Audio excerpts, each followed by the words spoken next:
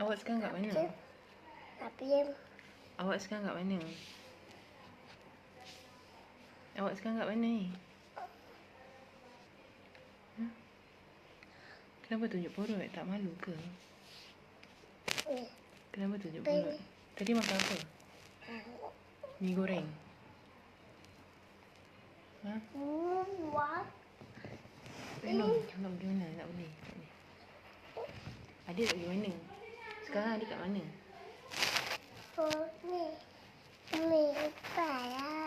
Buat apa?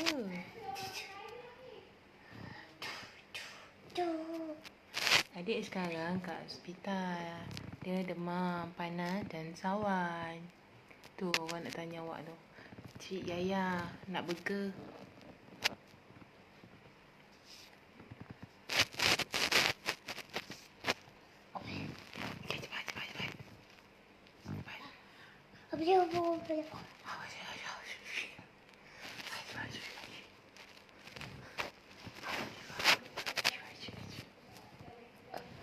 Tak boleh turun. Dah. Doktor marah. Nampak tu orang.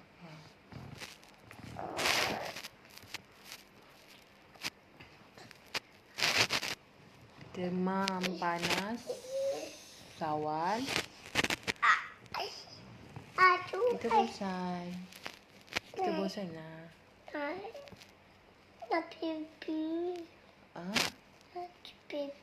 Upin tak ada. Upin pun demam, kuarantin. Dia duduk rumah. Awak nak duduk hospital. Ayah. Panggil ayah. Abah. Abah kat mana? Abah.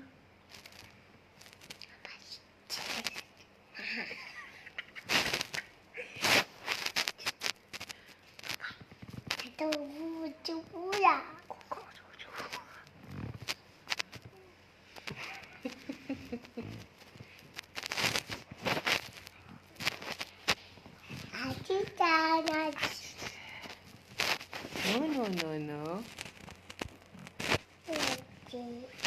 Kenapa lembam?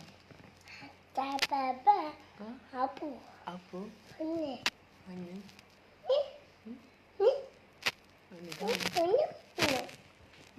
Tengok Umi cantik. Umi cantik tak? Cantik. Lagi? Lawa tak? Lagi? Cerita tak? Umi cerita.